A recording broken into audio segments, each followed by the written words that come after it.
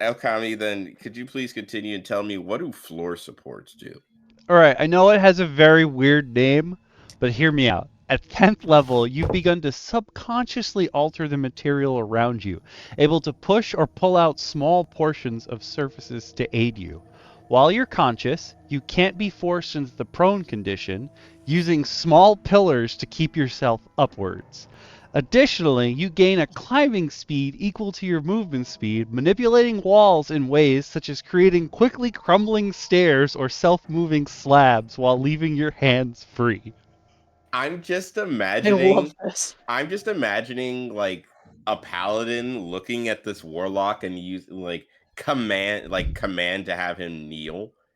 And every time he goes to, it just forms a little stool of pillars underneath him, and he's just striking various poses Yep. as he sits in these chairs made of pillars beneath him. He's like, "You keep at it. It's not gonna work." Oh, that is. And like, And then him just walking up a wall. I want this to be something that like the DM describes as being one of those things that like hurts your brain to look at. Like when you're like walking up a wall, it's like it's not just oh you're walking up a wall like you cast spider climb. It's like you're seeing the wall as though gravity is turned the wrong way and now everything looks weird to you as this warlock is just like running up whatever they need to. Like, and like especially in this age of anime where like the big explosions, everything breaks into cubes. That's all I see now. All these little cubes coming up out of the floor to push you back up, or popping out in weird, just like straight rectangles shooting out of the wall, like you're playing a PS1 platformer. I'm even imagining that like you guys get to like the enemy bastion or like the enemy keep, and like they've trapped themselves up inside, like the obviously the tallest tower, kind of mocking, and this labyrinth warlock just kind of like ripping the whole front gate of this castle off to make like a set of stairs to just walk right up to the tower, and them just being like, "Huh? Can he do that?" Hey, wait Is a this minute. allowed? Wait, who's this guy? Who? How long has he been here?" You know what I would want to do with this? I would want this to be a dwarf, and I would want it to like blend in flavor wise, like with that they can manipulate this like this because of their stone cunning. Yeah. And just make it be like, oh, this is basalt. Watch this. And I would give them different abilities that they could do with different kinds of rock.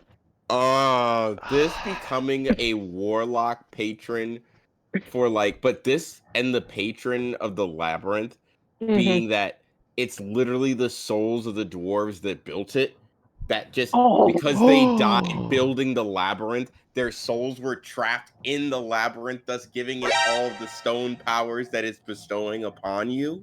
Yes. I love every word that just came out of your mouth. I had to take a sip of water. That was... That's a lot of flavor there. I don't even know what... I don't know what... outside of my window, I think. I don't know what realm dwarf souls go to, but no, they go to the labyrinth now. That's fantastic. And that could be like the horror story behind how the labyrinth became. Like it was a specific labyrinth being built by like these enslaved dwarves. Yep. And they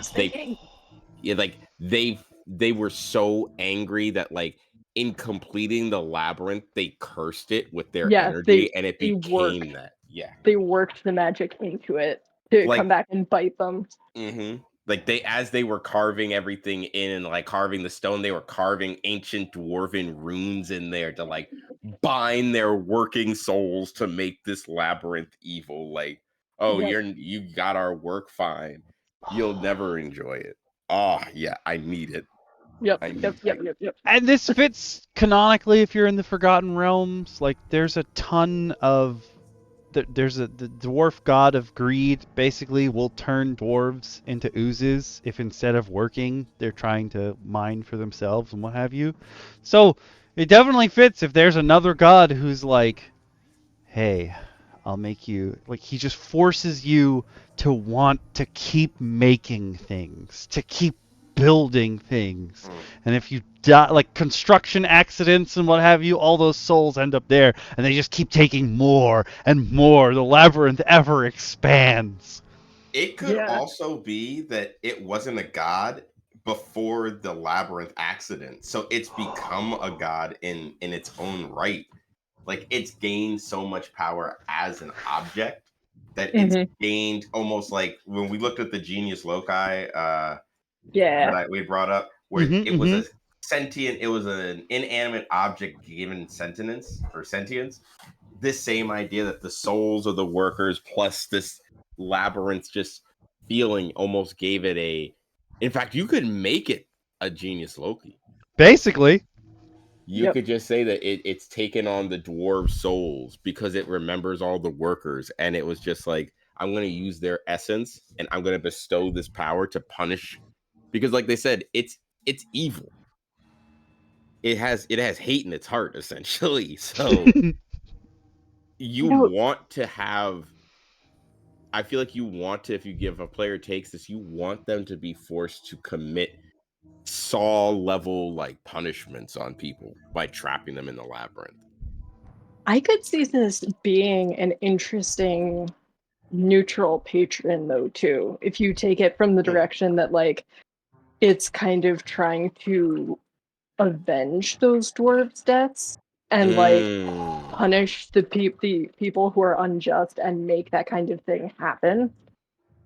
Like, yes, it's weird and it's creepy, but like ultimately it's trying to root out the kind of evil that created it. It's a lawful evil style thing versus like a chaotic evil ideology, or even just like you said, it's a neutral evil kind of thing.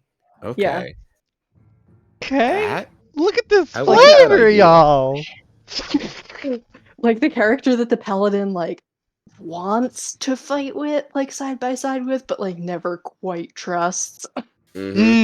Yeah, you can pay him 500 gold to hire him, but another 10,000 more to trust him. He's like, I like your general style, but then you just like eviscerate someone after we already killed them, and that's like. It was like, hey, remember that guy that we captured and we both agreed he was bad, and we said we have to take him down? Like, yeah. So I hit him with the smite, and then you smited him with a brick. It's like, yeah. And you don't see the extreme in all this. Like, no, man, that's usually what I do. You mess around, talk shit, get hit with a brick. That's just like my grandpappy taught me. Like, what? Paladin's like, realize this was a familial statement. Like, you do know we could go to the store and buy ink. You don't have to keep making blueprints for your next building out of our enemy's blood, right? No, man. He's like, no, not that ink. you don't understand. This is complicated architecture. That could also be your deal. Like drawings. You draw architectural drawings. Anyone who's drawn one and like bestowed it upon the labyrinth, given it in tribute, now the labyrinth can make that shape. Yes. Oh my god. And doing it in their blood is how you transfer them to the labyrinth. Oh! Well,